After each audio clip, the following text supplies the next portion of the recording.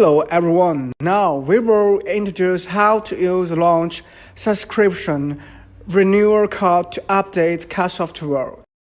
Firstly, please update X431 app version to v3.00.04 or later. Secondly, log in X431 account. Please check whether its serial number is current. Then click Renewal, then you will see two ways to update software.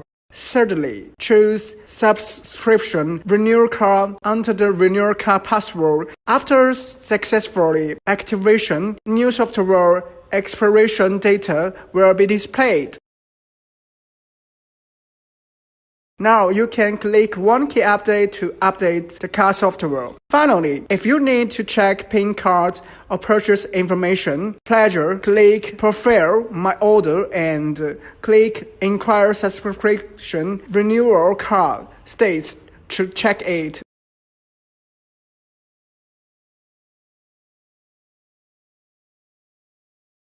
To know more information about this device, please sign the QR code to follow us on Facebook.